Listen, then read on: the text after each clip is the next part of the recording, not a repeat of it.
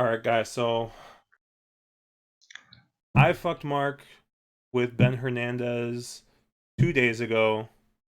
Caleb got him today with what horse is that? The 8 horse. What was it? Engage. Engage. Yep. So Mark, was that 2 straight 4 for 5s there? Those two. That was two straight 4 for 5s from you bastards screwing me over. Yep.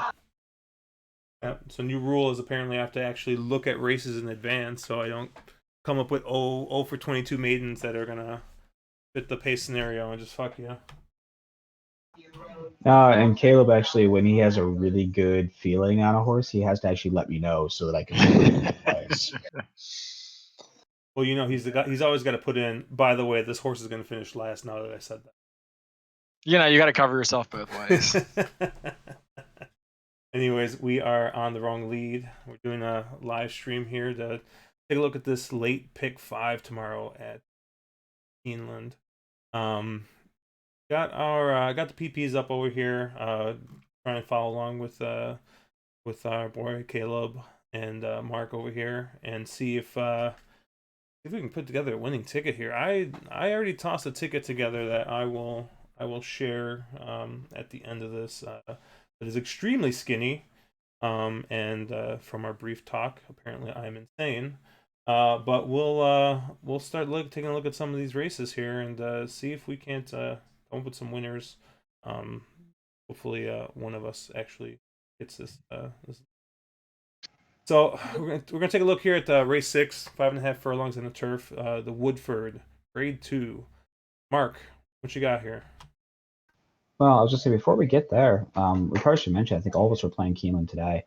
As far as the track is concerned, you did not want to be on the pace on the dirt. Everything that we sort of were seeing was sort of closing from off the pace on the dirt. Early speed was not good at all. It was all kind of a closer fest. I would say on the turf, it played much more fairly, maybe a little speed favoring. So, with that kind of thought process here, I really wanted to be pretty heavy on 2 horses. I wanted to be real heavy on Imprimis, the 3, and also really, really heavy on Linster, the 9 horse. Imprimis is probably going to go off really, really short priced in this. I'm going to imagine you're going to see, that 2 to 1. I don't think will hold up. I think you're going to probably get more on the line of, I don't know, maybe 5 to 2 if you're lucky. Maybe 3 to 5 if you're kind of lucky. I think that horse is really going to get bet down here. Sort of on the rebound, second off the layoff, coming off that Kentucky Downs race in the turf sprint. Is going to be one of the speed here, either on or just off the pace. You're getting Paco Lopez, who's one of the better jocks in the country for being on or just off the pace. I think Also, the one horse of the makes a best ton of jocks sense in in the here. country for getting DQ'd.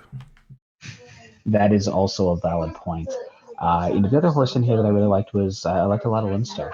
Getting T Gaff up, that turf sprint seemed to be kind of a funky race at Kentucky Downs. I would kind of toss that to some degree, and I would look back at the 5.5 furlongs, which is what we're running today. Something like that Troy or that optional 62. Even coming out of the Churchill Downs race, the horse has Linster. You're getting 5 to 1 on the morning line. I think that sort of kind of price might hold up.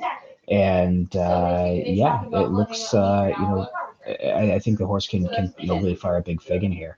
I do apologize. My sister is in the background talking, and she has absolutely no semblance of an indoor voice. So that is the person you're hearing yelling in the background. She talking to Andy Serling? She yelling at him or what? No, it's just her normal indoor volume is an absolute yell. So it's a little noisy in the background. I do apologize. Did Leinster lose that same day that we all got screwed at Kentucky Downs by like different horses and different legs? Yes, that was the day. Jesus fucking Yeah. Christ. Yeah, and I tend to fade that Kentucky Downs race, that turf sprint, just a little bit because boy, that was just a weird race, and it seems like it's a bit of a head scratcher. Like horses that were supposed to be there and supposed to be legit just didn't kind of fire. Figs came back a little bit soft for the race. I don't know, so I'm sort of okay with discarding Kentucky Downs. It's a weird track. Sometimes it plays a little funky, and kind of going back to horses I know here.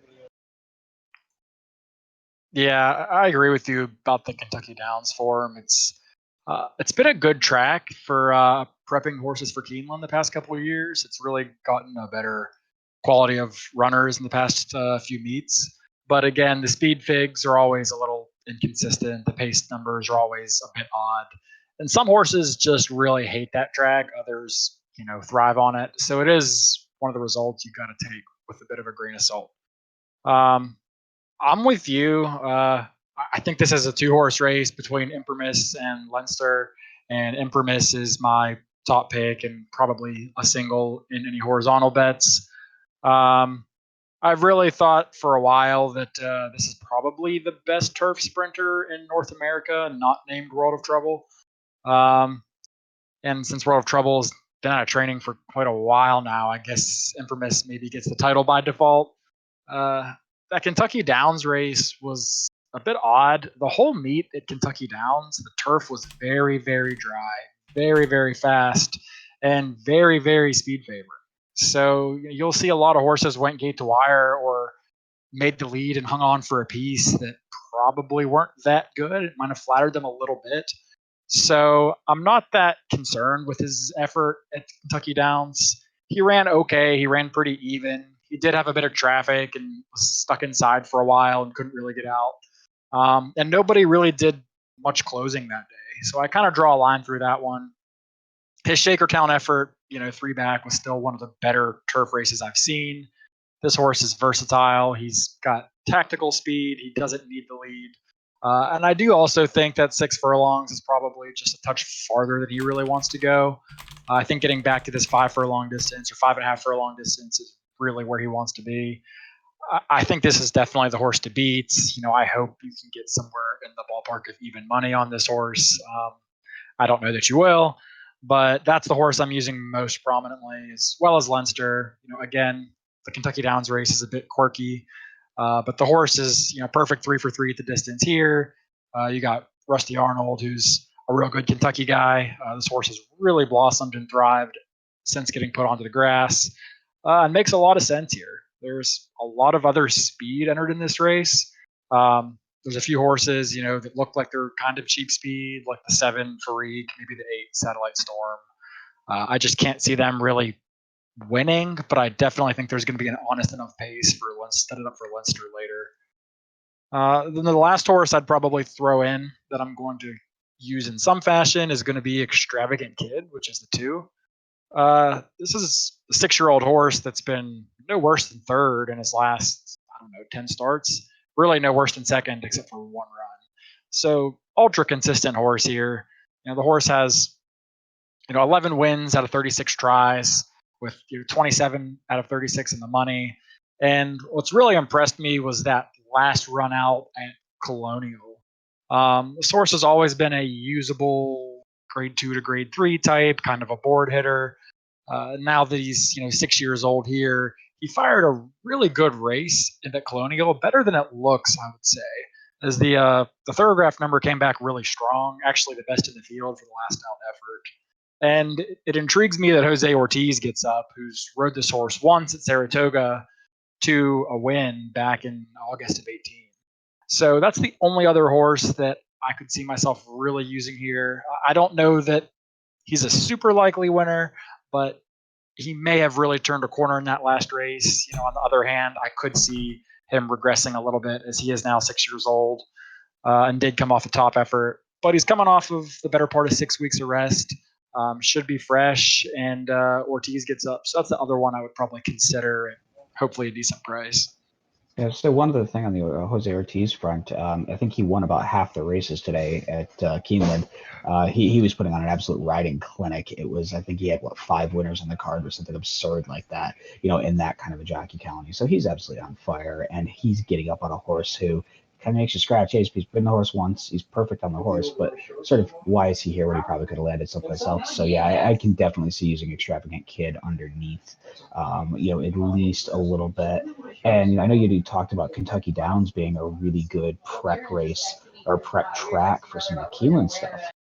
The other horse in here that kind of is a little bit interesting for me is the 6, Smart Remark.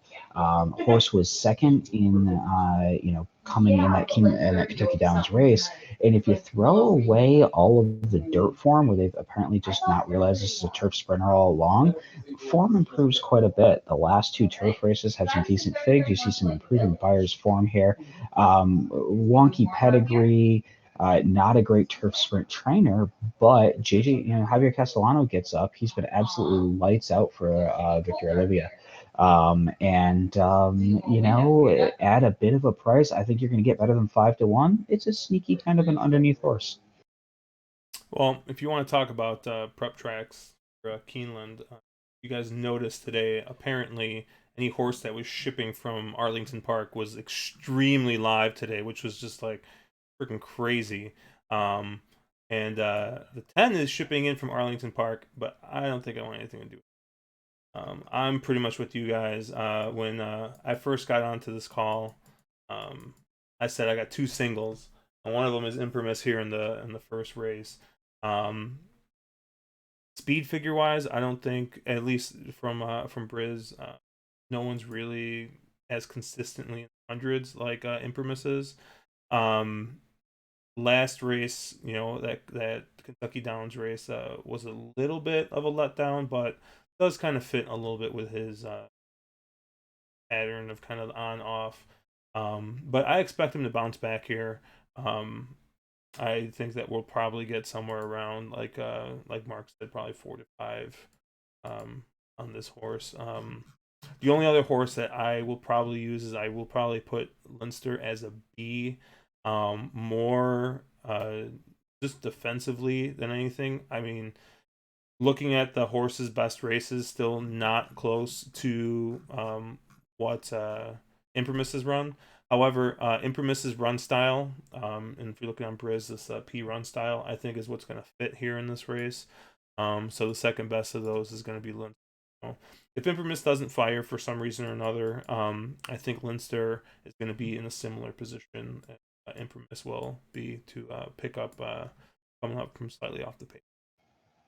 Yeah, just one final comment on Imprimis. If you're a Dubai Bounce believer, which I very much am, that last time was the Dubai Bounce race. That was the first out after coming back from Dubai.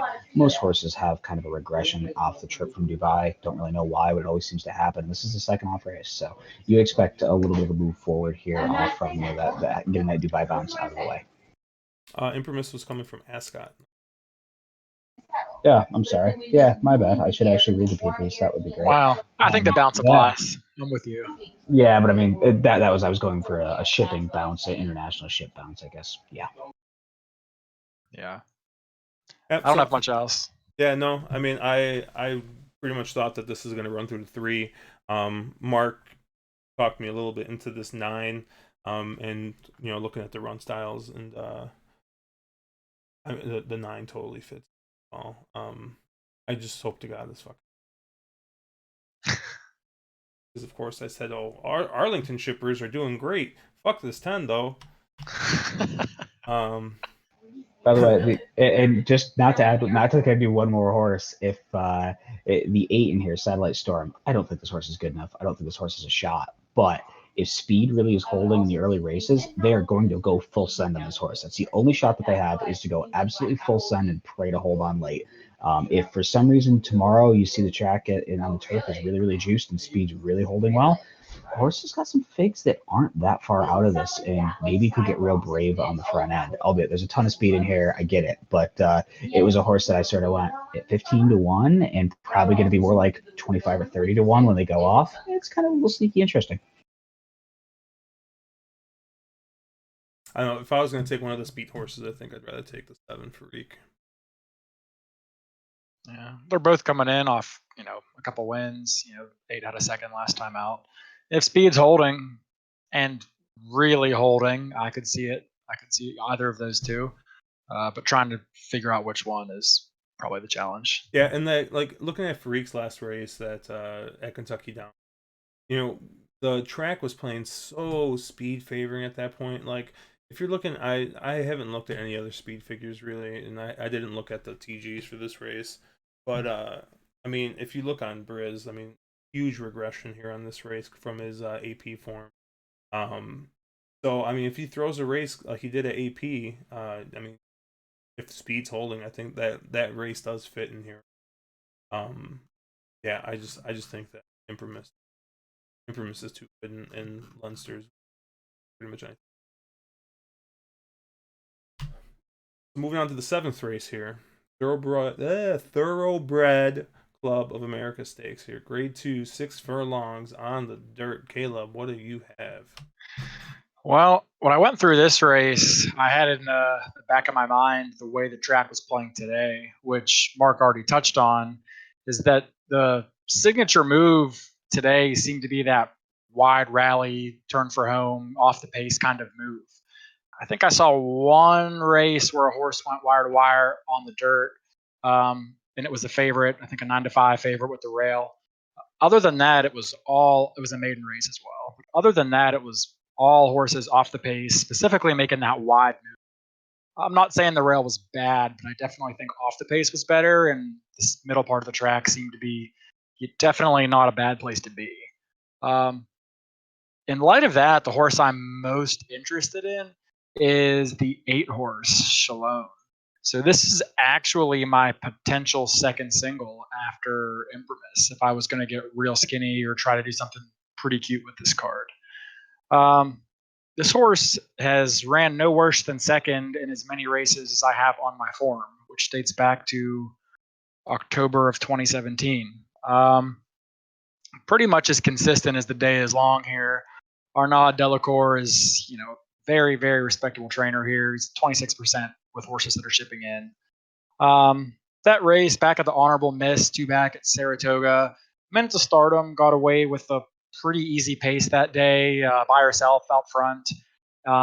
There was a couple other foes in this race that were in there, and Minutes of Stardom was 20-1. They let her go, assuming she couldn't hold, and she actually did hang on and take them all the way.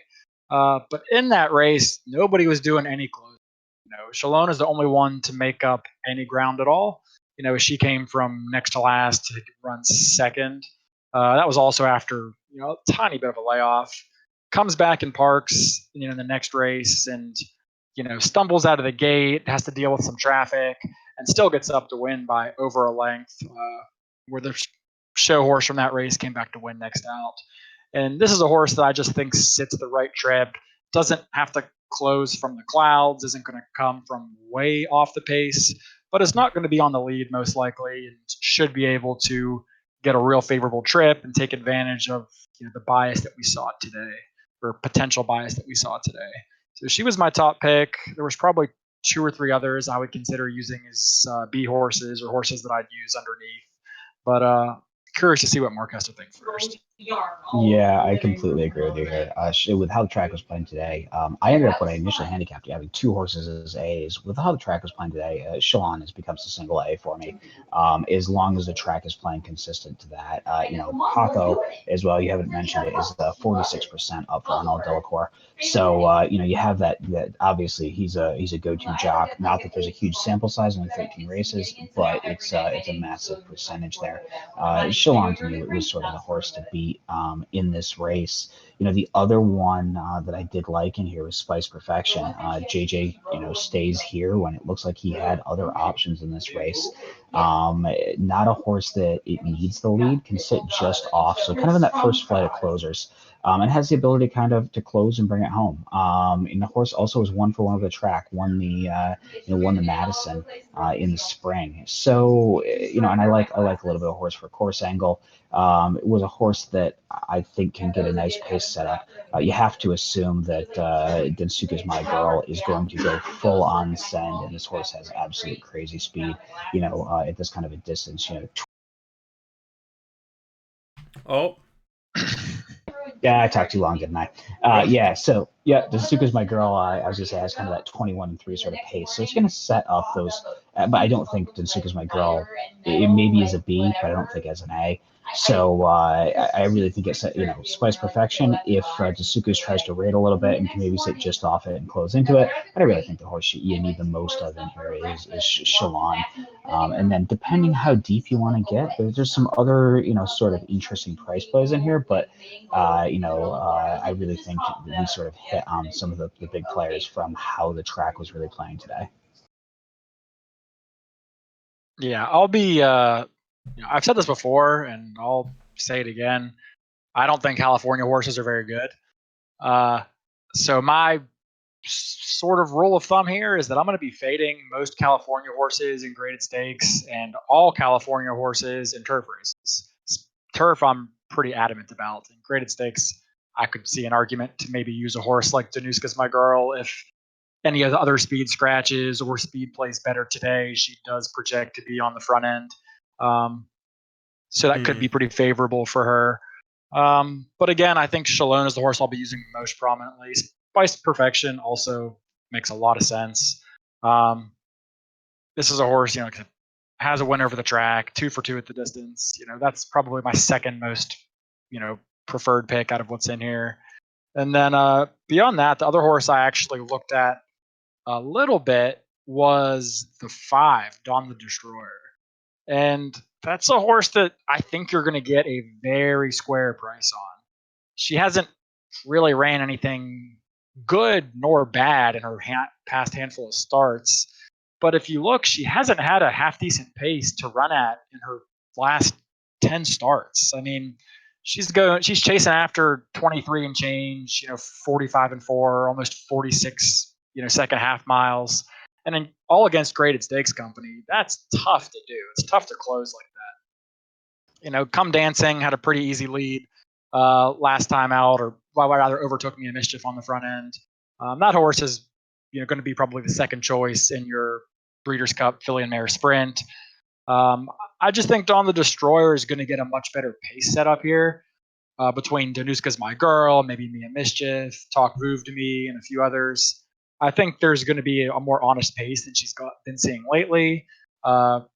Workout reports seem to suggest that she's been working a lot better lately, whereas there was a period where she was maybe not looking so well, so hot in the mornings. And I just think this horse could be a little bit sneaky. I don't know how much I'd use her on the top end, but I definitely think she's the kind of horse that could hit the board at 10 or 12 to 1 and really fill out the bottom of your exactas and trifectas. Yeah, I completely agree with you as a vertical. If you're looking at verticals, Dawn Destroyer on the underneath, but boy, does she ever hate winning. I mean, she's 4 for 18 lifetime.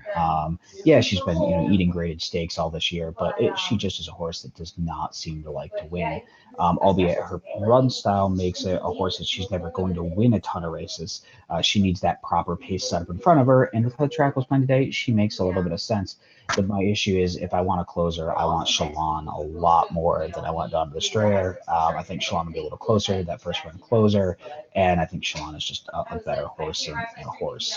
The one of Let me give Mike a pause here. The one other horse in here that I did sort of want a little bit of is the one horse, Ours to Run. I have a massive amount of respect for Larry Jones, albeit run style probably isn't what works the best on the track. I would pay attention to some of the earlier races and see if speed gets a little better tomorrow. But this horse had about 6 or 7 wins in a row. Got into that honorable miss, got in way over her head. I think this field is, Shalon's back in this, but I think this field is not as solid of a grade stakes as that honorable miss came up. And also, if you look at the trip report, Ours to Run was 2 to 3 wide of the turn and 5 wide into the upper. So she had a bit of an overland route and still finished. She was third by a length and a half. She was in no way, shape, or form disgraced. So she ran real solid there. She's a horse that she's a horse that I think you can use here, and for me, she's probably a B. I have a soft spot for her, and I'm totally willing to give her a second chance. I don't know, got beat by that Star Guitar Philly, where I believe I busted more tickets there too with Minute to Stardom. Yeah, the looking at this race, I have 2 A's in this race. One of them obviously Stallone, the 8. I agree with you guys that the horse just fits perfectly with the run style. Is pretty clearly probably the classiest horse in here. And I just think that this horse is going to win, based on these past figures and the fact that it hasn't finished out of the exacta in an entire PP's worth of races here. The other horse I am going to use, you guys did touch on a little bit, is going to be the 5 Dawn the Destroyer. Once again, just looking at run style, this horse fits perfectly here. Going to be placed outside, going to come off the pace. Hasn't necessarily done its best running at this distance. I think probably prefers the 7 furlongs, which always gives these off the pace horses a little bit more to run into. But like you guys pointed out, if you look at the pace that had to run into these, he hasn't had much of anything. And looking at this race, my guess is Danuska's My Girl, Razorback Lady, Talk Vu, and even Me and Mischief are gonna all be pressing the pace there. So it should set up pretty nicely, I think, for one of these two off the pace horses. The other horse I did toss in, and is only just in case this does end up playing fairer than it did today, is going to be the 4 Danuska's My Girl. As much as you guys hate West Coast horses, I think that this is the speed of the speed here. So I figure I'm going to roll with this, just in case for some reason speed does come up good. We'll take a look tomorrow. If it's playing anything like it did today, then I won't even use 4 as a B, and I'll just roll with probably a solo A8 with the 5. But of the speed horses, I think the 4 here. Yeah, I agree with you, Josh. I had the 4 as a B on a pure pace play. I think there's a scenario where she clears, Flavin Pratt can sort of walk the dog on the front end a little, maybe save her a quarter, let her gear down a little, and then try to get her re-rally.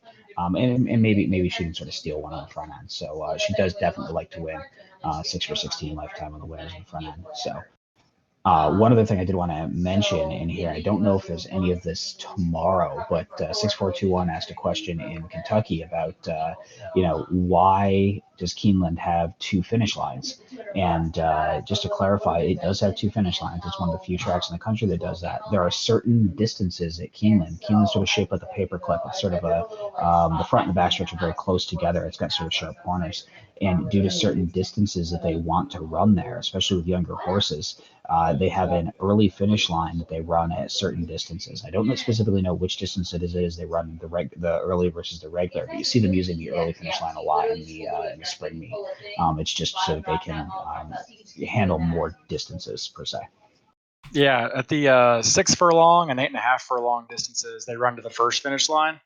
7 and 9 furlongs is the second finish line, and I don't know about the marathon races, but typically first finish line, so 6 and 8.5 furlongs, is going to be a shorter stretch, which generally tends to favor speed a little bit more, whereas the 7 and 9 furlong races tends to favor closers just a touch more, or rather is not as speed friendly historically, not counting the recent bias of yesterday or today. So I just saw a comment from the chat that says "fuck off, Caleb." And from Nafi. So I'm assuming that's when you started talking trash about the West Coast horses. It is, and I do have to at least acknowledge that I talked a lot of shit about Ms. Bad Behavior before Kentucky Downs, and she took Mitchell Road, Kate Dwyer, and knocked me out of the Big Five. So maybe she comes back and gets me again. But if she does, once again, I won't have her. And a new T-shirt is born. It could be a new T-shirt. You got anything else on this race you guys want to talk about? The one horse I think we should touch on, although I don't want to use her, is the 6, Me and Mischief. I'm just curious, this horse has ran some really good races. I mean, the Humana Distaff, she went out there and beat Marley's Freedom, at one point regarded as the best, filly and mare sprinter, and then came back in her very next race in Covefe, who's probably your favorite for the current Breeders' Cup filly and mare sprint. And then, went up to Saratoga for the summer and seemed to just go out of form a little bit. Couldn't make the lead, couldn't press, and just kind of had some declining speed figures and poor races. If this horse fires her A game, she's super live here, but it's hard for me to think she's going to do that given her last two efforts. I was kind of curious what you two thought of that horse. Yeah, Mia Mischief is the definition of pace compromised. When you look at it, like look up the dictionary definition, it's got a picture of Mia Mischief right there. She is the horse that she desperately needs the lead, and she needs the absolute perfect pace setup. She's a legit horse if she gets it. She's not going to get an easy early pace here, and she's going to have speed inside, and she's going to have to stalk, and she cannot pass horses. She needs to get that early lead, get a little brave, get a little comfortable on the front end, and then she can seem to hold off closers late, and that's always how she wins. So I just don't see that pace setup happening here with Densuka's My Girl being having more early pace and drawing inside. That's kind of my vibe. Just real quick, I just googled pace compromise definition. Did not see a picture of Mia Mischief anywhere. Thank you for that clarity, Josh. Thanks. That's great. Yeah, honestly, the only horse in here that I kind of feel bad not talking about is the 7 horse Talk Vouv to me. I mean that horse ran that heck of a race last year at the Indiana Oaks, and then just kind of never really bounced back to that form. And yeah, I mean of the speed horses in here, I definitely prefer the 4, and possibly even 6. Although I don't think Yeah, I was just saying, my thing with Talk Vouv to me is I think she wants to go a little further than this, quite honestly. And they seem to try to turn her into a sprinter. So, yeah. All right, why don't we move on here to race 8, the first Lady Stakes, mile on the turf. This race came up pretty fucking good, huh? Yeah, this is probably the most legit turf race that I've seen this year. I mean, this field is just giggly strong. I mean, it's just everything you could ever want in a turf race. This is gonna be phenomenal. Yeah, this race is exciting. Yeah, I mean, my top pick here is probably not going to come to any surprise. It's going to be the 4 Uni. Looking at the pace scenario for this race, for a mile on the turf, this is looking like it's going to be surprisingly contested, and with the horsemen in Kentucky, they are not as, I guess, passive as some of the East Coasters are, where even on a mile on the turf, they'll be like, yeah, 25 seconds is fine for the first quarter. So I can definitely see, hard Conquest, Hard Candy, Storm the Hill, Marina's Legacy, Mitchell Road, Rushing Fall, kind of, Awesome Tank even. Trying to push the pace a little bit. So I just think that Uni's going to get enough pace here to be able to run into. Should be able to hopefully pick up the pieces. Obviously, the other horse that I'm going to use here as my A, and I'm just make sure I'm not lying. I am not. Is going to be the 6 Vasilika. Once again, West Coast horses suck. But I believe this horse has won something like 11 of their last 13 races. So it's going to be hard to not use this horse, I think. Once again, it's going to be someone that's going to be favoring coming from off the pace. And I think going to have plenty of pace to run into. Pratt is one of the best turf riders in the country. So this should set up pretty well here, both for the 4 and the 6. I think I'm going to want a little bit more of the 4 here, just because East Coast greater than West Coast. But other than that, really the only other horse I'm going to want to use here is going to be the 11 Rushing Fall, who is one of the few horses in here who I think, if there is a bit of a pace meltdown or the pace is pretty fast, is probably the only one of the speed horses that I would expect to still hang around. Has shown to be on a somewhat fast pace at a mile, and still hang on to win. If you look at 2 races back at Belmont, did just that, had us, sub 24, sub 48, and held on and won, going away. So I think besides those 3 horses, I really don't think I need anything else in here. But I do see one of Caleb's favorite horses in here, and I'm sure he's probably going to talk about her. Sorry, one of her. Well, I agree with you on half of it. I think Uni is the most logical choice in this field. She went out last time against the boys in the 4-star Dave and did not embarrass herself at all. It was kind of a silly pace where Guido opened up like 10 lengths on the rest of the field, kind of as Guido tends to do.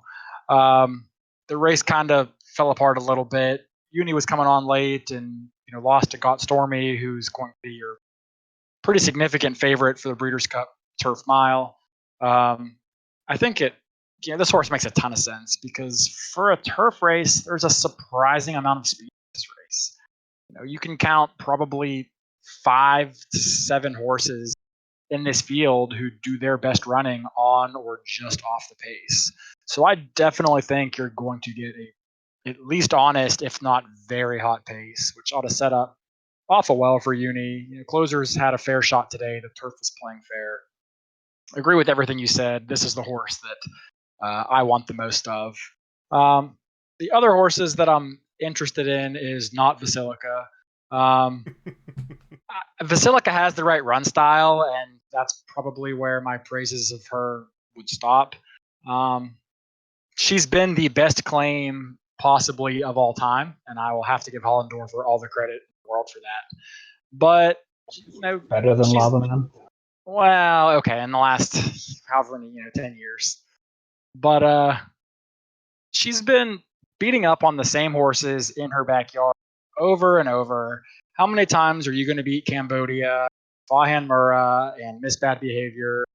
I'm not impressed. Every time a legit East Coast horse has gone west, Bo Recall went out there in the yellow ribbon and she beat her. If you go back farther than that, when Uni shipped out to Del Mar, Uni beat her. It was last year when Uni was just a 4-year-old at the time. She's gotten better since then. I'm not sure Basilica has gotten much better. She's consistent, she's legit, and she likes to win. Definitely can't knock any of that. She'll be coming late and is definitely a verticals play, but I just don't think she's really a grade 1 East Coast kind of Keeneland turf horse. And she's one I'll be playing against at the price for sure. Rushing Fall makes a lot of sense. The horse is undefeated at Keeneland, undefeated at this distance. The only thing about Rushing Fall is that it's going to be a very tricky ride for Castellan. She's breaking from a pretty far outside post, and she is a horse that has historically done her best running just off the pace. I think if she tries to contest the early pace here, she's going to have trouble. I do really like the cutback. I think she's best going about a flat mile. I think a 1.1 miles is on the far side of what she wants to do. She's won there before, but I don't think it's where she's best. She's a horse that I think is obviously going to be used, probably the most or second most leaned on horse in the sequence. So my strategy is really that I'm going to be going deep in the first 2 legs to try to spread here, because there's probably about 5 horses in this race that I do want a piece of. Uni and Rushing Fall will probably be the 2 that I want the most of, but others that I'm definitely high on is the 2 Awesome Tank and the 7 Indian Blessing. Before I talk too long, Awesome Tank, I hated the ride last time. It was a hot pace. She was up against the boys. She's only a 4-year-old. I don't understand the ride trying to contest that pace. This is a horse who doesn't really need the lead, knows how to rate. A terrible ride. I'm excited to see James Doyle get back on. Rode this horse before and given her some pretty, rode her to 2 of her last 3 wins. And this is a horse who really fits on figs. I think she makes a lot of sense here, and I think she'll get overlooked based off the Woodbine Mile effort. But If you go back one before that, she went out against Sister Charlie, who is the most dominant female turf horse on this side of the Atlantic, and was beaten 3 lengths, but was not embarrassed by any stretch.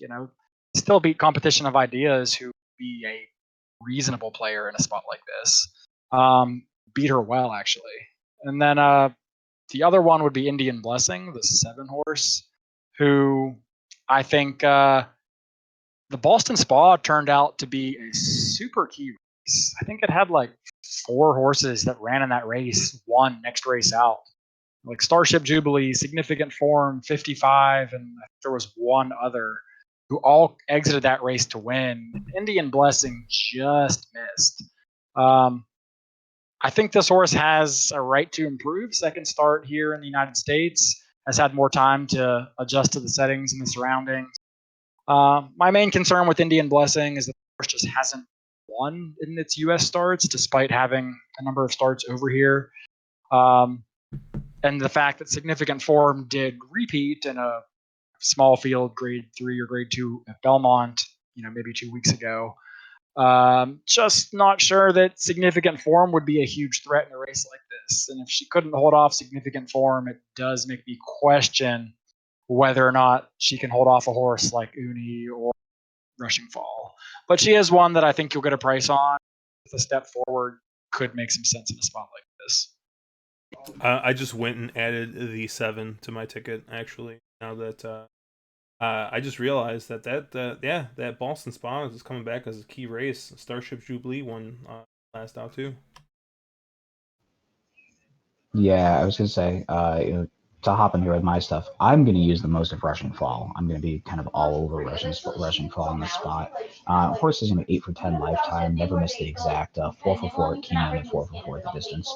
Gonna be really short priced. I realize I'm eating chalk, but I'm gonna have a lot of Rushing Fall on all my tickets. Rushing Fall going into the Diana kind of popped a B work. It was sort of off for her. She wasn't quite working super well. She still finished second, ran a really good race. Quite honestly, a freakishly good race if you watch it. Pace setup was not in her, was not advantageous to her, and she still just absolutely ran huge, probably a little further than she necessarily wants to go. I agree with Caleb here. I think she really is a miler more than anything, any more distance as a horse. And so, but her works coming into this race, I was going to say she was scratched out of, I'm pretty sure it was the Boston Spa late in the Saratoga meet. Chad had basically said he thought she got a little dehydrated, wasn't training well. She's popped some massive work since then. I think she's right back to, 100%. And I really like Rushing Fall quite a bit in here. Other horses that I want a little bit of, I want a little bit of Uni. And I also, which I think we've talked about quite a bit, but I want some Awesome Tank. I have Awesome Tank and Uni both as Bs, and I have Rushing Fall as my A. I might use a smattering of Cs in there as well, but I do like James Doyle getting back up on Awesome Tank. I think he can kind of toss that Woodbine Mile and look for an improvement sort of off that Beverly D form. And the horse is coming back to a mile, which is sort of what Awesome Tank did really well at in Europe. Again, you're talking a horse that's 10 for 16 in the money. Awesome Tank has kind of been a pretty good horse, and I think Awesome Tank doesn't necessarily need the lead. I think Caleb already said that. He can probably sit just a bit off, and probably gets a pretty nice setup in here in a turf course that was a little bit speed favoring today. So you're getting 15 to 1. You're getting a pretty nice price to go do a little bit of fishing, and those are the 3 that I want the most of in here. And I think honestly, you can make a case for most of the rest of the field as a C underneath. So depending on your budget, your ticket structure, you can buy a lot of this race in the back end and hope that you get a bomb here and you can build some stuff around it.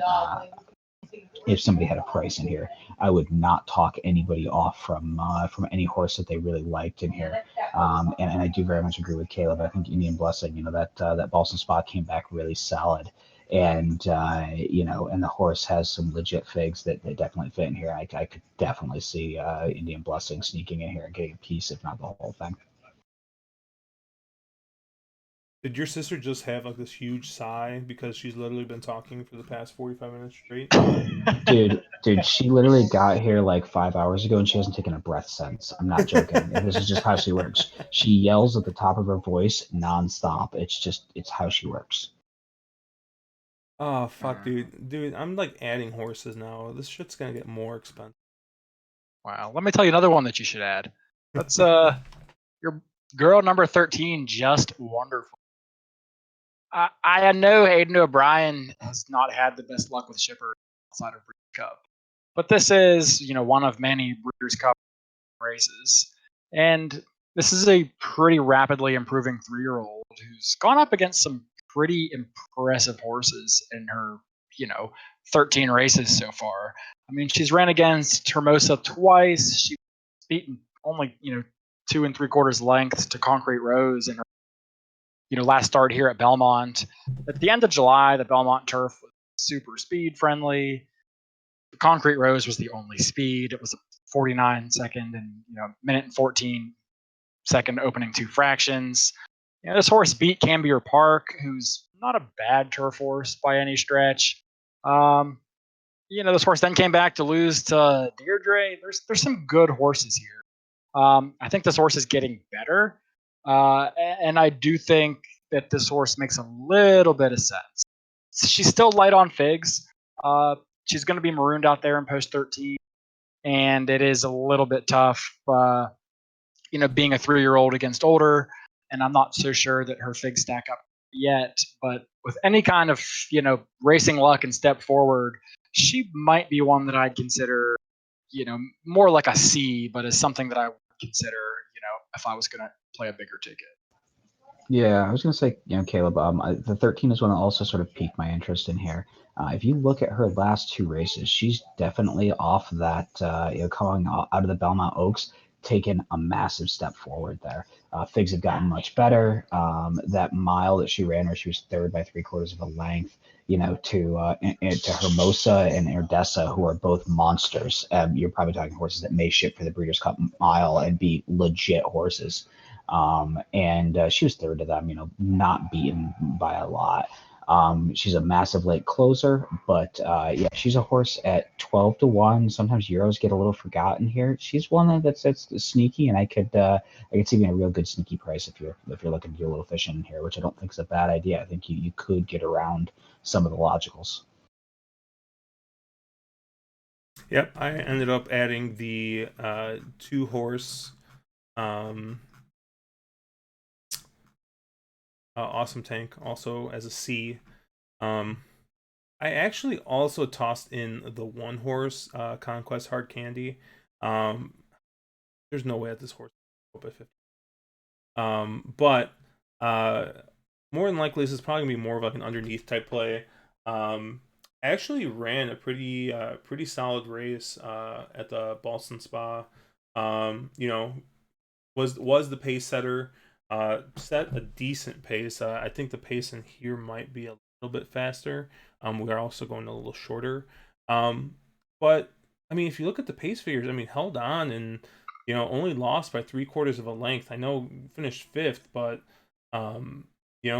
we already talked about how good this race came up. Significant form and Starship Jubilee winning. So this might be another one of those underneath plays. If there was a little bit less pace in here, I would be all over the one. But I might sneak it in underneath or as a C type horse. But I definitely do agree with you guys on that too. That trip last time. And I honestly did not even notice that James Doyle was coming over to ride, which is a fucking huge thing since he, one riders over in Europe. I mean, not quite as good as his sister Sophie, but getting there. So Josh, you're taking a 4 for 28 horse. Is that like an over 22 maiden? Are those kind of equivalents? Yeah, pretty much. I don't look at that stuff, dude. I'm just looking at pace, baby. I know you don't, man. I know you don't. I have a hard time getting the Conquest Hard Candy. I think that's a horse in here that I just have a really hard time. I don't know necessarily what this horse wants to do, but this horse just seems to be that sort of G3 / high end optional or allowance class horse. I just think the horse is a cut below. Would it be a shocker? Yeah, it would be. I mean, you're talking 50 to 1 on the morning line. Is it impossible? No, definitely. I mean, I would have no problem with somebody, especially in a vertical, trying to sneak this horse into third or fourth. Totally makes sense. But I would have a pretty hard time using the horse as a horizontal. Yeah, I don't hate it, Josh. I don't hate it at all. Horse pressed, set on his pace, 1-2 back. Was beaten, half a length or so to Indian Blessing, who I think is a player in here. So I don't think this horse is impossible. If there was less pace, this horse would have been on my ticket. My big knock against this horse is there's a lot of other pace, and I don't know what trip she gets from the rail that results in her outclosing some of the closers or putting away the speed and holding on. But this is a horse that I wish I could use at 50 to 1 and on Keyer in third and fourth on the bottom of a vertical. But I wouldn't blame anyone if you're a true believer in taking a shot. You just never embarrass yourself by any stretch. You're also getting a price where taking a shot is massively advantageous. It's one of those horses that if you play 50 times, probably hits more than 50 times, and the payout size for what it costs you to play is massive upside. So taking a stab here, it's the kind of place you want to take a stab, because those kind of horses on a horizontal ticket are going to pay more like 150 or 200 to 1 kind of payouts. Yeah, I think it's more, thinking about it more with how the pace scenario is going to play out. Maybe it's more of a horse that you key and do like the reverse key trifecta, where you place it in third and then put a couple other horses in first and second, and just hope that the horse finishes third. Yeah, no, I mean, I'm pretty much all over the 4 and the 6 here. I think after talking a little bit, I am going to include the 7 as well as the 11 rush ball. I'd put the 1 and 2 as C's, but I'm probably not going to be playing that deep, so probably just played this stuff. The next race here is a mile and 16th on the dirt. The Grade 1 Breeders' of Purity. Mark, I think. Oh, Jesus, is it me? You're throwing me up in this one? Yeah. Really in this, this is the race in the sequence where I sort of wanted to get a little cute. And I'm going to be pretty skinny here. I'm going to only probably use 2 horses as A's with no B's behind it. The 2 horses in here, I mean, you're a ton of horses coming on maiden wins, ton of horses here that you have no form. It's a bunch of 2-year-olds. I mean, this is a brutal race. And it's one of those ones where you're expecting these horses to take a step forward. And the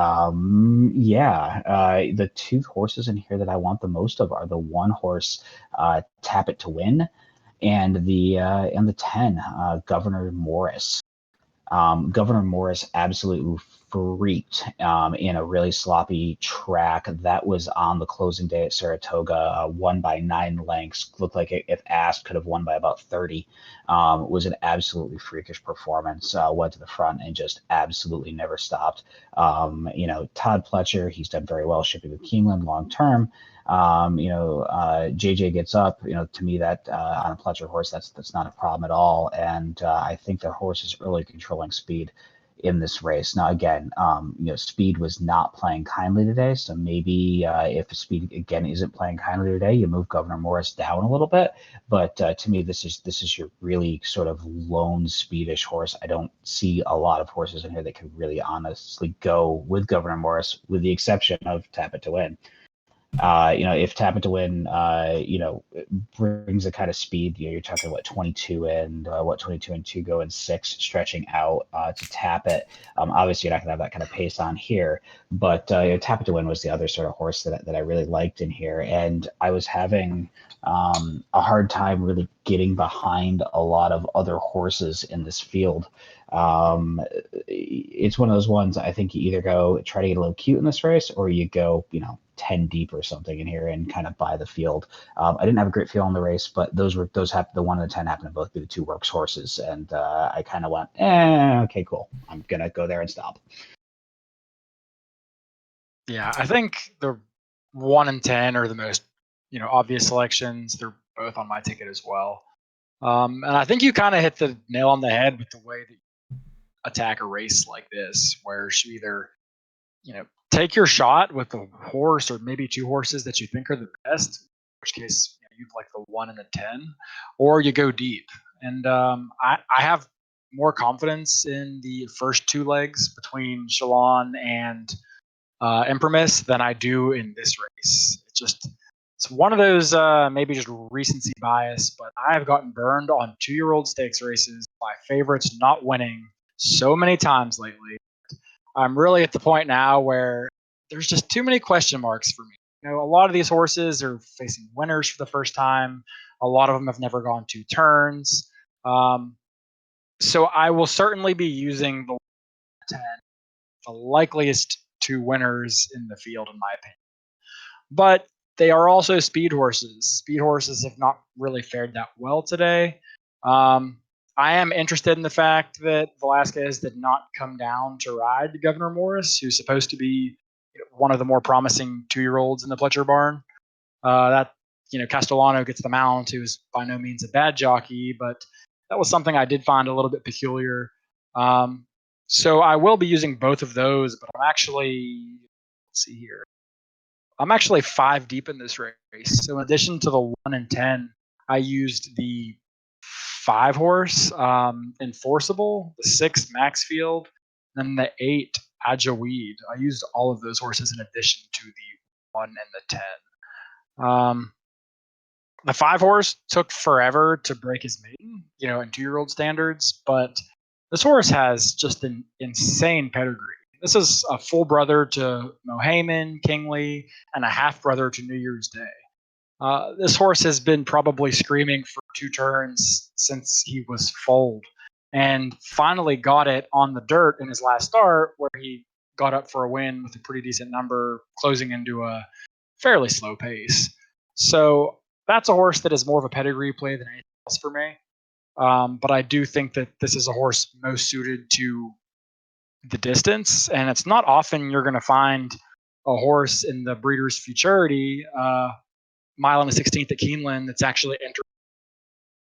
But this 5 horse actually broke his maiden 15th and now cuts back to a mile. I'm sorry, broke his maiden going a mile and an eighth, and now cuts back to a mile and a 16th, which it's always good to know that the distance is not going to be an issue. That's one I was interested in.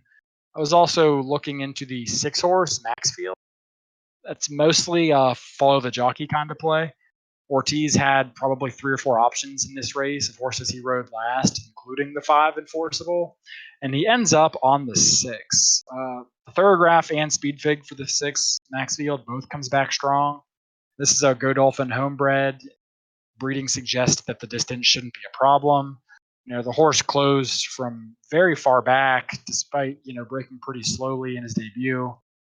That was Churchill, where they run a 1-turn mile at the chute, so he still has to tackle 2 turns here. But that's another one who I'm pretty interested in. And then lastly was Ajaweed, the horse. This horse went to Belmont for a 1-turn mile. Also came from off the pace to win. He won by 4.25 lengths in that race by recording a pretty respectable speed figure. Had some traffic in that effort, couldn't get clear run for a decent ways until the stretch. This horse may have won by 6, 8, 10 lengths had it had a clear run into the stretch. I like to see Rosario stick on a closer like this, and I do think that if closers are running tomorrow like they were today, or if one of the 2 logical, being 1 horse or the 10 horse, don't love the distance, that this is another horse being out of Curlin who could really thrive going 2 turns and come running late when your leaders start getting pretty short stride. Yeah, I was just say, Caleb, I'll absolutely agree with you. Both the 6 and the 8 I had as in as C's. And this is one of those races where if the track I realize early is playing like it was today, I will completely gut how I handicap this race. I really handicapped this race prior to seeing how pronounced the bias was. But the thing I always remember with Keeneland is the fact that I have seen them juice the track on big days, and tomorrow is obviously a big day for them. I've seen where they built a lot of speed into the track. With as biased as you saw the track today, it would not surprise me at all if the track, because the track steward is sitting there watching the race and going, oh, wow, it's all closers, and going to try to fix that for tomorrow. There's a chance that they overfix it and it becomes very speed favoring. So I will watch the early races, and I'm taking a stab now with two works horses. Obviously, they're probably going to be the favorites, or first and third kind of on the board. But depending on how the track is playing, this race could go from me beginning really trying to get cute around two horses to being how you are, 5 or 6 deep. And I think you named a number of logical players who would all be on my tickets. Yeah, I'm with you guys with the 1 and the 10. They seem like the logical horses here. The works horses as well. Couple other horses I am going to want to use here. I do have a little bit of the 6, Maxfield, kind of on the same page that Caleb was, following the jockey. Jose Ortiz had his choice of probably like 3 or 4 of the mounts here. So the fact that he's staying on this horse, I think speaks volumes. On top of the fact that I think the closing angle with this, what could be a slightly contested pace, we have the 6 as the lone closer in here. Could it could shade still towards closers tomorrow, and I think the 6 makes a lot of sense on that. The other horse that I did use, while not Ben Hernandez, as he's still over in Ira, Brian Hernandez is on the 9, January 1 here. Now, once again, this is another one that Ortiz did ride before. Won his maiden at Saratoga, came from off the pace there to win. And that's pretty much what I was looking for when I was trying to find another horse here. We see a lot of these horses have won being right on the lead. I think I usually in these 2-year-old races prefer to see a horse that's won passing other horses, because otherwise you're just going to try and look for this. And in this case, this horse did win, passing some horses. Actually improved in the Iroquois, even though lost by 9 3/4 lengths to some pretty good horses there. But looking at the pace figures, came home pretty good there. So I'm thinking if something stupid happens with the pace here, I think the 9 has got a shot to pick up the pieces, come from off the pace along with the 6. But with you guys, I'm still on the 1, Tap It to Win, who's probably my top pick here. But I'm kind of afraid to say that just because of the way the track played today, as well as the 10 Governor. Yeah, one thing I will say in here is that most of these horses in this races have sort of 1 or 2 starts. They've run at 6 furlongs, maybe up to a mile. So everybody in here is stretching out for them, and for the most part, with I think the exception that we already mentioned. So these types of races, oftentimes you're seeing those pace setups. You may have a horse that has the ability to go super fast, but that may have not been unnatural. Jockey may have been really driving that horse. So oftentimes you'll see a pace scenario it's completely different than what you saw in that first start, where a horse was an absolute speedball. So these races, I tend to try to find those big figs first out, or those big winning figs, and then play those horses back. Look for works horses. Look for obviously logical jockey moves, and yeah, I would say I know that we already mentioned it, but Jose Ortiz, who obviously was lights out today, sticks with the Maxfield, who's 12-1 on the morning line. It's a Brendan Walsh. It's not a trainer he rides for a lot, so it was a real head scratcher to me that he stood on this horse when he probably had 5 options in here. He's probably arguably the best jock in the country, and he stays on a horse that is 12-1, bit of a closer. I think Maxfield's really interesting if the track plays a lot like it did today. What do you guys think of the 2 by your side? I had the horse down as I like the fact that the horse actually won a Grade 3 at Saratoga, which you definitely can't knock. And believe it or not, the horse beat Basin in its maiden debut, which Basin is regarded as one of the top contenders for the Breeders' Cup Juvenile. That being said, there's just something about the horse I didn't love. Maybe it was the fact that I'm not so sure this horse wants to go 2 turns. The fact, maybe it's the fact Ortiz gets off. I even can forgive the last effort, assuming that perhaps the horse just doesn't like the when he was a pretty non-threatening fifth. But that horse wouldn't surprise me at all. It's got the right Kentucky connection. It's a horse that I'll probably need to take a second look at later and decide if I upgrade to a B and use or I toss completely. But definitely is a contender here, I think. Yeah, the reason I was looking at the two a little bit here, that Sanford win, the Grade 3, obviously pops out a little bit. Has one in Kentucky. Lannery's getting back aboard. I think is still just riding in New York, so I don't know. Isn't Irad on vacation Whoops. right now? That's the Oh, is wrong he on Ortiz. vacation? Is that what he is? Good catch. I think he's under suspension at the moment. Oh yeah. Has he got those? Anyone got their IRAD shirts? Yeah, Hanging out on the boat with those shades. I think Irad's on suspension for like 6 days or something for a reckless ride or something. So I don't think he's anywhere. He may be off by now, but he hasn't been at Keeneland, so it's not as scary to me. Otherwise, I don't think he's riding anywhere at the moment. And one thing I will say about go ahead. Oh no, I was just gonna say the other thing with by your side is the fact of that hopeful was an absolute swamp that day. A horse not necessarily winning or not moving forward. It's I would toss it doesn't bother me. I kind of disregard that last race. That was the last day of Saratoga. It was an absolute bog. It was muddy. It was just disgusting. So I kind of disregard that last race. And you look at a horse with improving form. Kentucky connections, Constitution is obviously a freshman sire, but tap it on the top end, so you assume the horse can get the distance. Wouldn't fault somebody at all for getting behind this horse here, and and also it's a horse that may not have the sexiest connections necessarily. There's other horses in here you look and go, ooh, that horse is going to take money. I could see this horse drifting. I could see you getting 10-1 on this horse. And yeah, if you feel it for it, I wouldn't fault you at all for putting some money there. Yeah, I mean, Keneally, he's winning 22% this year. But I always like when I see that the success at first at a route. He's hitting at 21%. He's beating a takeout on that. So that sticks out a little bit to me. So he should be able to get this horse ready.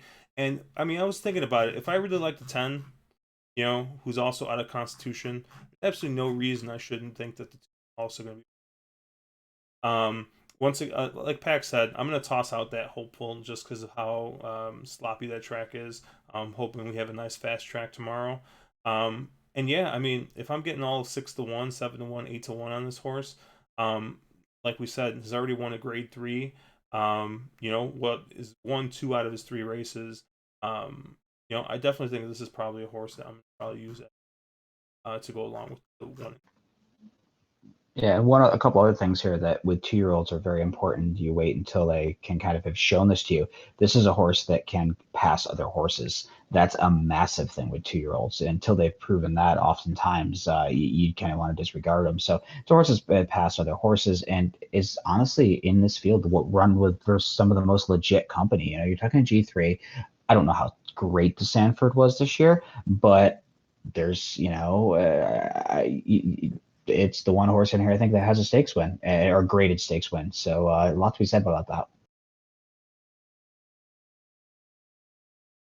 Okay, I think we talked this one to death. All right. Race 10. The big one. Chadwell Turf Mile. Grade 1. All right, Caleb. Tell me, who's winning this one? This race I had a lot of trouble with.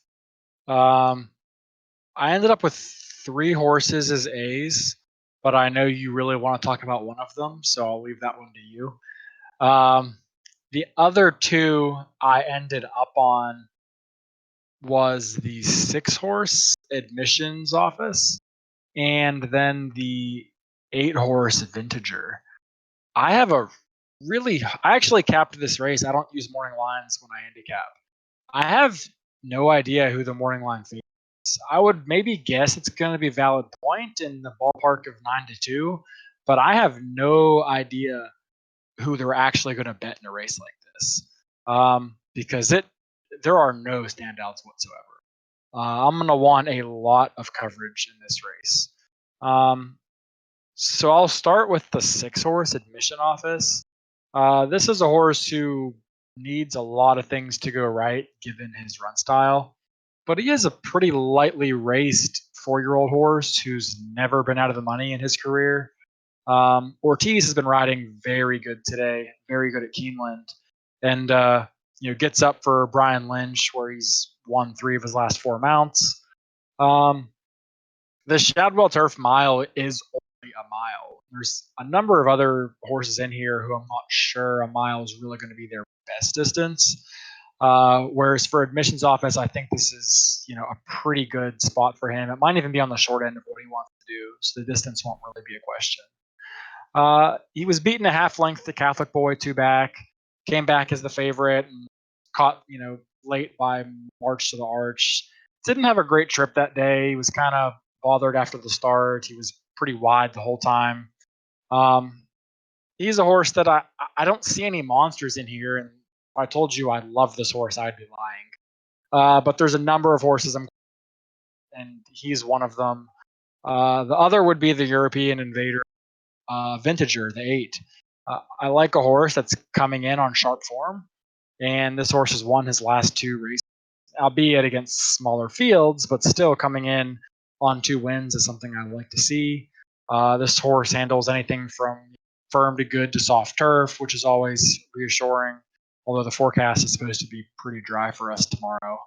And Charles Appleby is a trainer who doesn't send quite as many horses over, Aidan O'Brien or some of the bigger named European trainers, but the ones he sends over are typically pretty live. I think he's something like 4 for 11 in his last horse, number of horses that he's sent over here to the States in the last few years.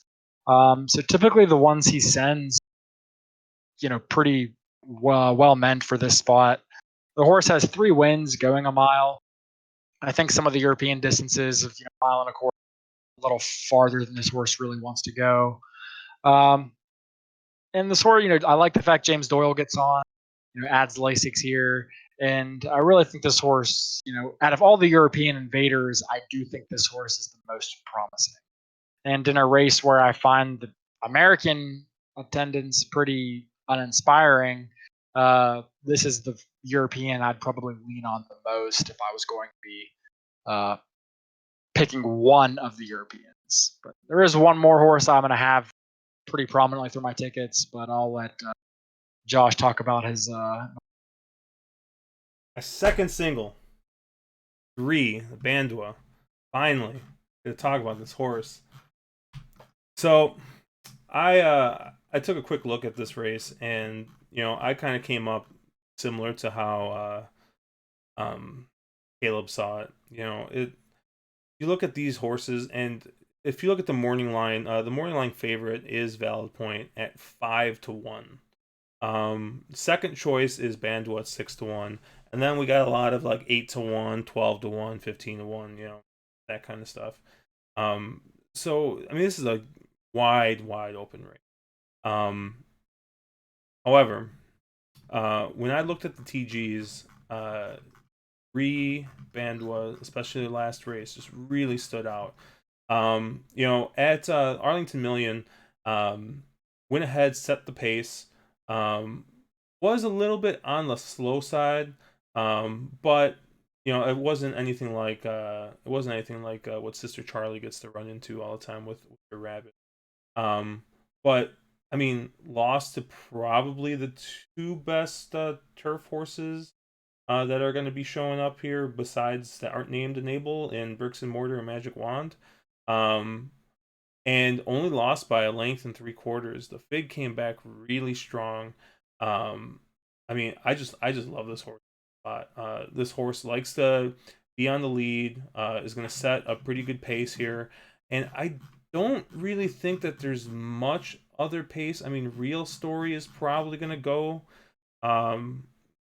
with Bandua, but I mean, other than that, I mean, I feel pretty good having, if I see Bandua on the lead, to come and finish this.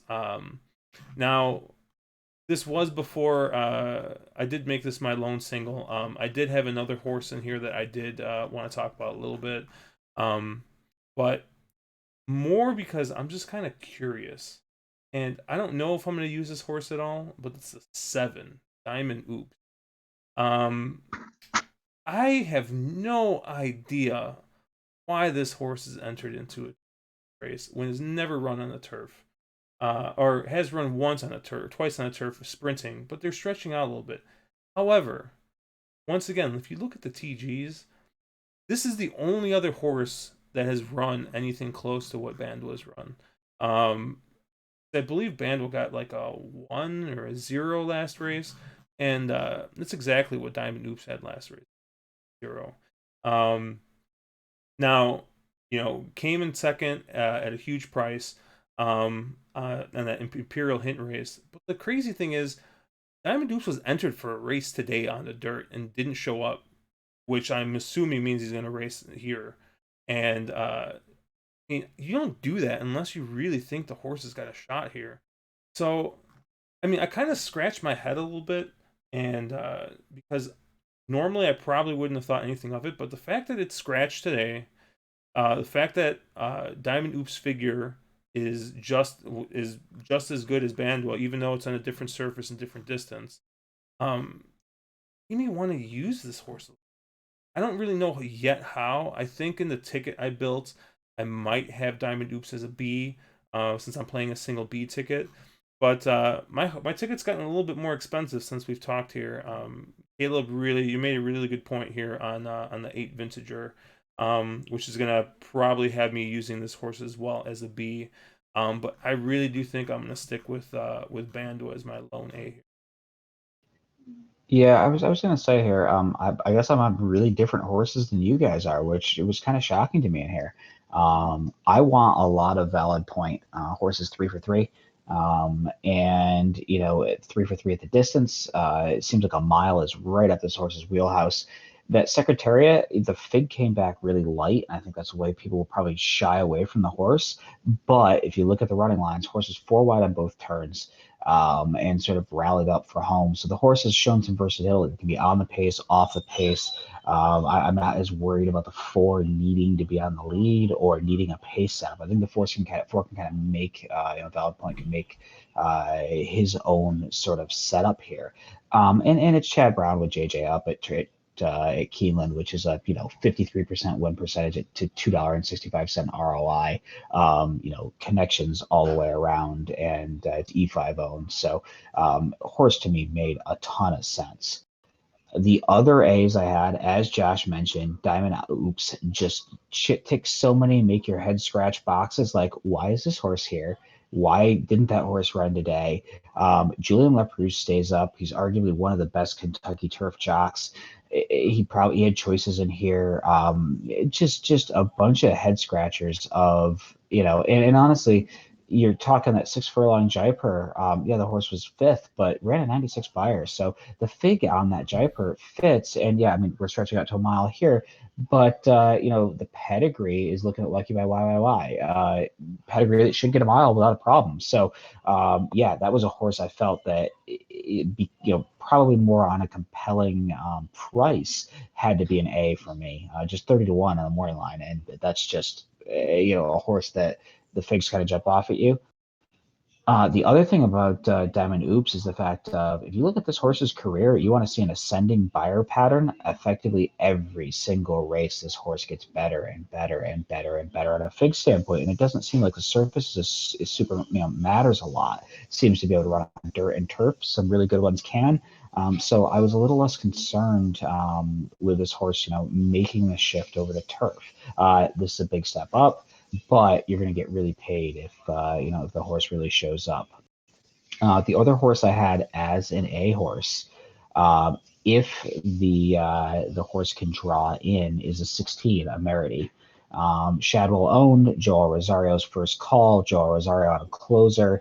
Horse is cutting back a little in distance from that Barra Baruch, which was last out, and it just seems like a legit horse. connections are really, really, really good. Dubawi's at a mile tend to be really, that's their sort of their strong suit. And just sort of an interesting horse. Chad Brown's done really, really well in Kentucky, really, really well at Keeneland. And in a race that has no standout, seemed an interesting, an interesting play at 8-1 on the morning line. Now, with that being said, I realize 16 hole way outside is going to need a massive around a racing walk, and is going to first need a draw into the race. So 16 was one of those ones that I just said, what, that seems super interesting. And the one thing I will say in here, I know Caleb talked about the Euros. To me, this is a really weak crop of Euros. If you look at what all the Euros in here have been winning, they're effectively allowance level horses in the U.S. You're seeing some of these listed as G3s, but they're $60,000 to $80,000 stakes. So there's no monsters in here. And when you do the conversion figs, it's normally minus 18. So if you take time for numbers, subtract 18, that's what the buyers comes back to. Most of these horses are going to run at a low. You're talking 88, 90-ish buyer horses. They're just better in this field. I think there's a number of horses that can beat them. The one Euro that is slightly interesting to me is the 12 Sudui. Horses 1-for-1 at Keeneland. It came over in 2017 and used the Shadwell turf, which the horse won as a prep for the Breeders' Cup turf mile at Del Mar. Horse ran 105 buyer fig. So if you actually do the math from some of the previous races into that race, you would expect this horse to kind of run in the mid to high 90s, 95, 98 buyer. Ran 105. So Lasix affects a lot of horses differently. If you look at those two big figs, this horse, you've seen consistently here the last 3 or 4 races, figs that are consistent to prior to those big figs. So I think they're probably using this race again as a prep to try to go for the Breeders' Cup Turf Mile. Jamie Spencer is flying over, also riding this horse. And so he came in. I don't think he has a ton of other mounts in here. So it was one that, 8-1 on the morning line. If you want the Euro, this is the Euro that I would be more interested in, I think, than the Euro that Caleb mentioned. Yeah, this is one of those races where I kind of feel like a jerk because I could sit back and poke holes at any horse that you picked because there truly are no standouts. When there's a race like this where there aren't any standouts, that's when I'm most likely to go away from the horses everyone else is going to use. In this case, I think Valid Point might be, I think they said 5-1 in the morning line. I don't know what fat win bet, but I don't want the favorite in horizontal in a situation like this. Marcus Hirsch tweeted earlier today on from DRF, Chad Brown's 3 for 23 over the last 2 fall meets at Keeneland, 5 for 40 in graded stakes on the grass. Those aren't terrible numbers, but they're certainly subpar for Chad Brown. And a horse like Valid Point he's undefeated, sure, but has never really run that fast. He's very lightly raced. He's going against elders who's all run, in the ballpark of 10 to 15 speed points higher than him. If this horse was going to be 10-1, I would. But when a race is this open and people are going to default to the connections that they know, especially with an undefeated horse, that's not a horse that I'm really interested in. Not at what he's shown so far. He would need a pretty substantial step forward to compete with some of the average horses. That being said, I'm also very high on Diamond Oops. It's such a peculiar placing for this horse, like we've talked about already. This horse is somewhere probably between a B and a C for me. If we can manage to get the 14 Real Story to scratch out, and then maybe the 15 does not win, I'll like Diamond Oops a lot better. The 14 projects to be your most likely pace setter, Real Story. But Diamond Oops coming out of those sprints is so placed. And if Diamond Oops can either get a soft lead or sit just off the pace and, get a couple length head start on some of these deep closers, that's a horse that makes a lot of sense. And at 30-1, I might have to use the horse, regardless of what the scratches are, just because of the price. There isn't a whole lot else I can really, elaborate with. It's such an open race that, it's probably the most open Shadwell turf in recent memory that I can think of, and that's including Nick Shares winning it 22-1 last year. So it's a race that I'm going to be very deep using some of March to the Arch as well, the 11 horse. Mark makes a good case for the 12 Sudois, the other European shipper. I got a bit of a tougher time seeing the 8-year-old horse run back to that career top from 2017, but I do think the Lasix could play a big angle.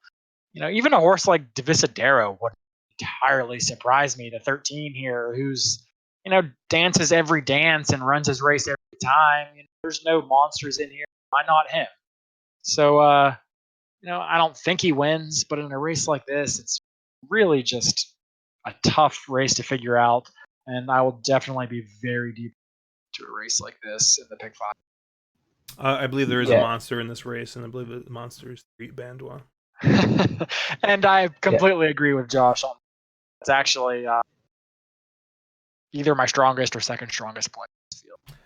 There's really only one horse in here that I am kind of like. I feel like this is going to be the horse. If I'm live to this last leg, I'm just going to be fucking kicking myself. Like, why don't I have this horse? By the way, I'm on the 4 here at the 5, Bowie's Hero. Once again, I think we've trashed West Coast turf horses enough. However, I believe in Pratt. Pratt's going to be coming in here. If for some reason this pace does get stupid, which I don't think it will, but if for some reason it does, I think the 5 is probably the horse that's best equipped here.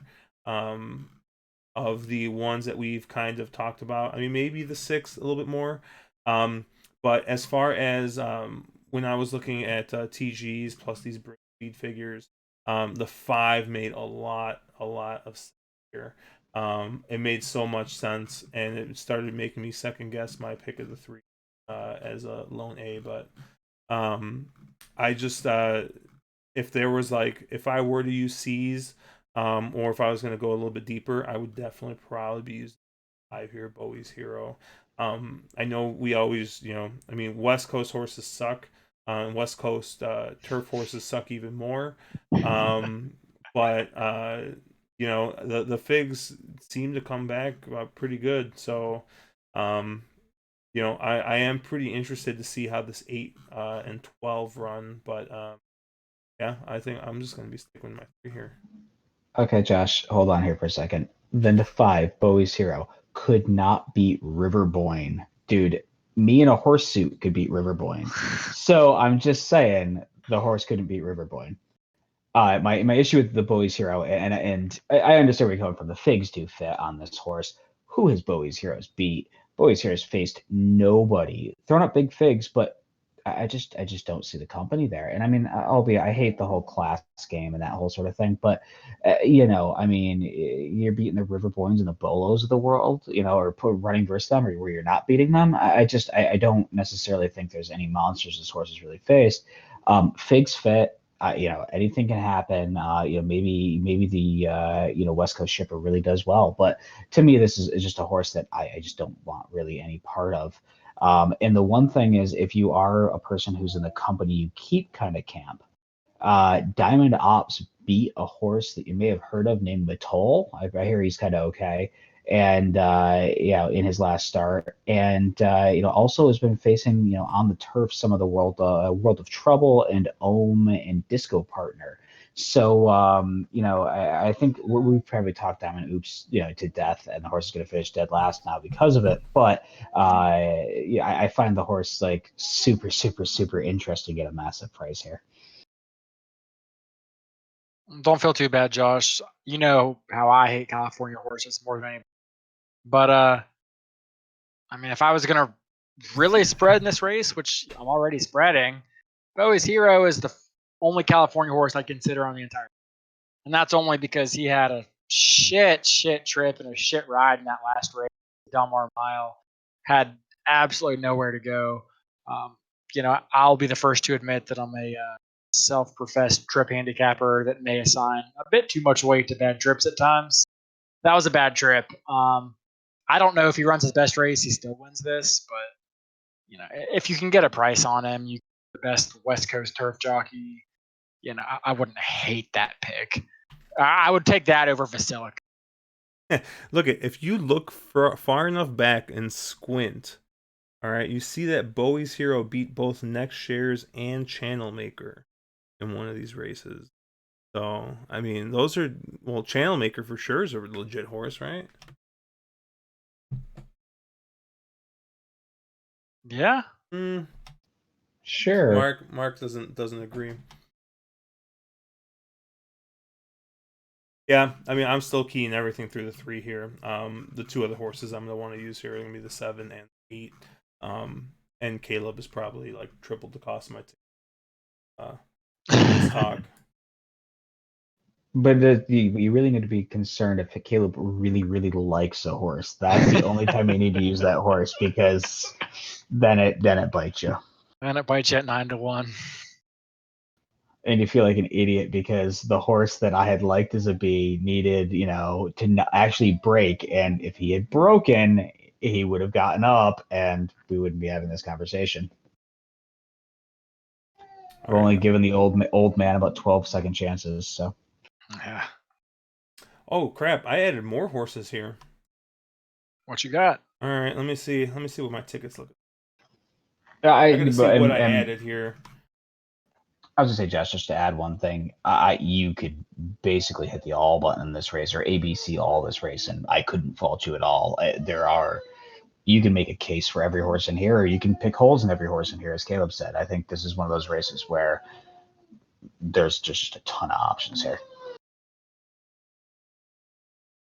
Oh man. Yeah. How many other horses did I add? I guess more of a general comment than anything about this race in particular. But it is worth, noting that Keeneland is a boutique meet, and that's always how I approach it when I'm handicapping. I don't think it matters quite as much when you're talking about grade ones and races like that. But if you're playing the earlier parts of the card or through the rest of the meet, it's probably worth paying attention to. A lot of trainers will specifically point to this meet. A lot of local Kentucky guys will hold off on starting a promising 2-year-old, or save a horse they know is live because it means something a little extra to them to win at Keeneland. Kind of similar to how a lot of trainers will do with Toga and a few of the other more boutique meets.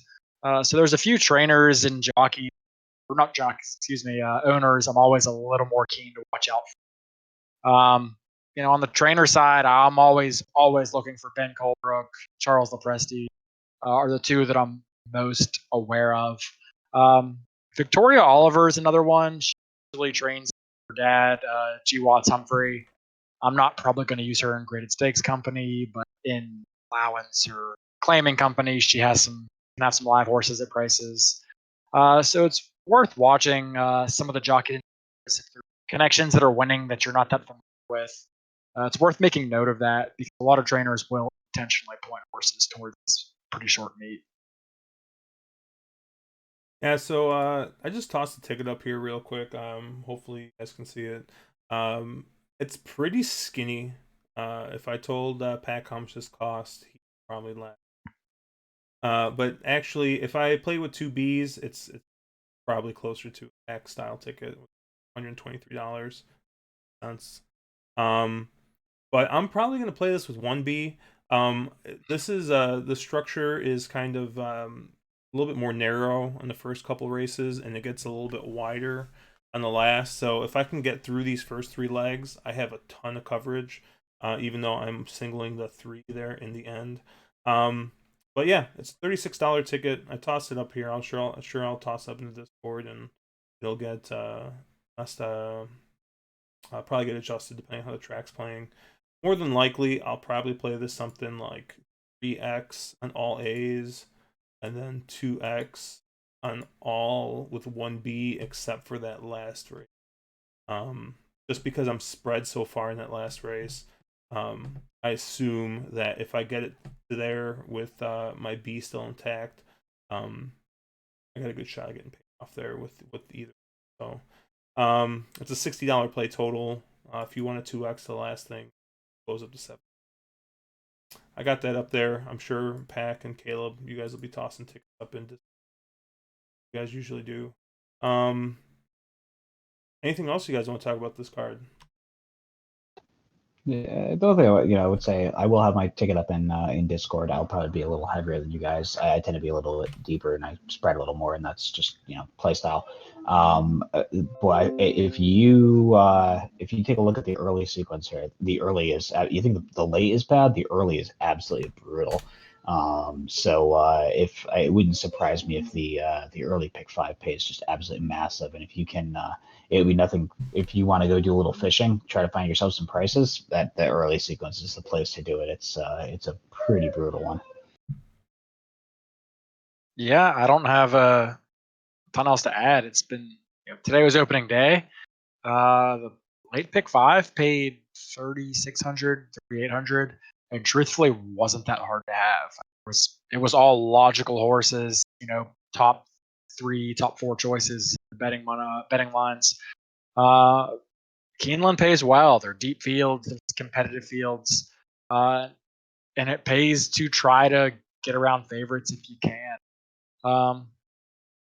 Gonna probably pay tomorrow. I think out of the I'm looking for in the late pick five, there's probably maybe two favorites I kind of trust in the races with Miss and Shalon. Other than that, I'm probably going to try to beat them. And if I can beat one favorite, I might be live to a couple $100. If I can beat two or three, you're looking at a couple $1,000 score. So that's pretty much where I'm looking at here. And I think it definitely pays to watch the track, keep an eye out for any bias, and then adjust your tickets accordingly. I'll have something up in Discord tomorrow, probably early afternoon. Yeah, I was gonna say this is one of those sequences. I think it probably plays a lot like the late today. I would be surprised if it pays less than $3,000 or $4,000, and it wouldn't surprise me at all if it pays 10 or 12. If you can get around. Let's put it this way: if Rushing Fall or Uni do not win that race, it's going to pay massive. So this 20-1 at Remington just got bet down to 8-1. So I probably should have paid attention to that. We did get a question in the Discord. Favorite long shot in the sequence.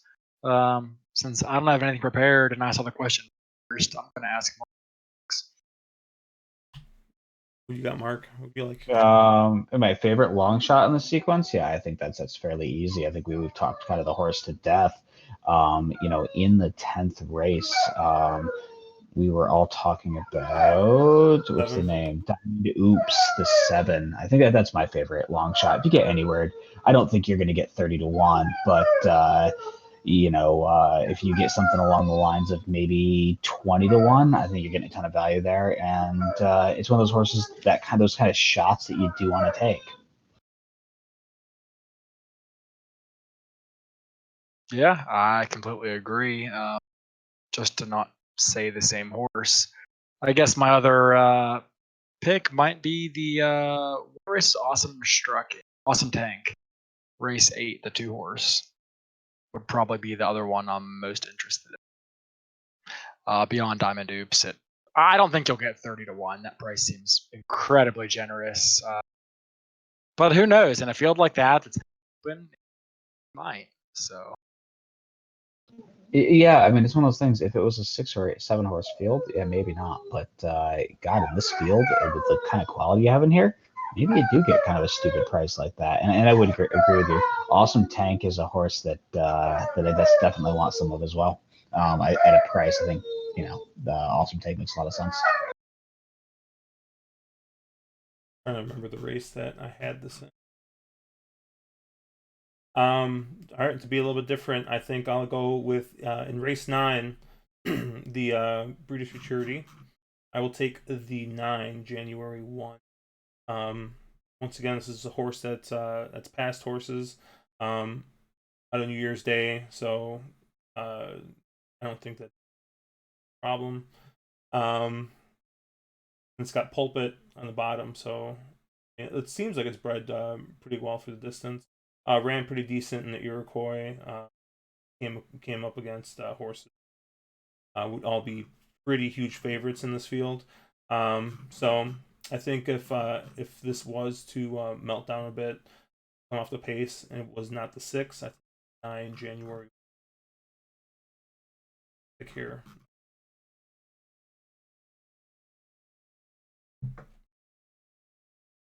Got anything else, Yams?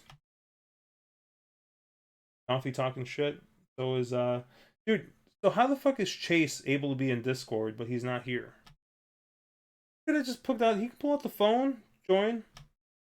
We don't need the camera. You need the camera only. You don't need the pics.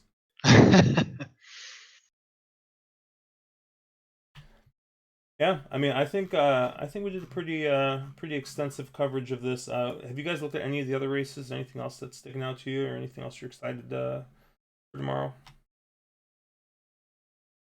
I have not looked. Yeah, no, I mean today the racing was really fucking good. I was nice big fields, and wasn't super chalky, which is always good, especially if it's logical like this late pick 5 was. There were a couple horses there that that Mark should have gotten, particularly at 8. But happens. Such an ass, Josh. Lead a horse to water. I was just say the one thing that I will say tomorrow in the second race, there's a horse, the 8 Gotham Gala, who's going to be super short priced, probably 3 to 5-ish. Arlen Delacour, JJ Up, massive early speed horse. If the track is playing how it is today, the horse is a massive fade. You almost have to toss the horse, and if you toss that horse, you're going to be able to definitely pick up some nice prices in there. So yeah, one race you might want to take a look at. Is that dog okay? Doc is just. It's my sister's dog who's in a crate behind me who is snoring like, yeah.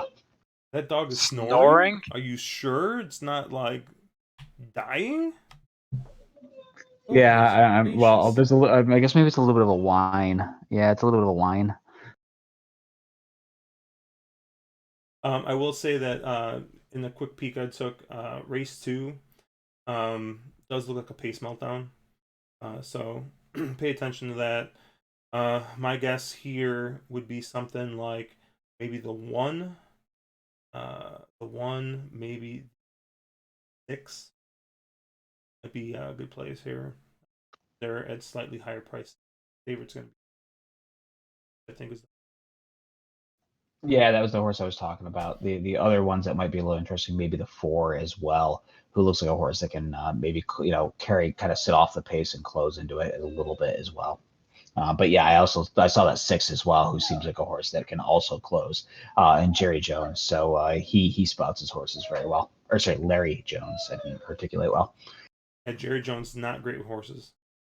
No, he's not great with anything actually. All right, well, that should do it for us. We made it an hour and 45 minutes. Jesus Christ. So, Chase, hopefully you're here next time. Hopefully you have no more friends that get married. But yeah, until then, we'll be in the Discord. So, see you guys later.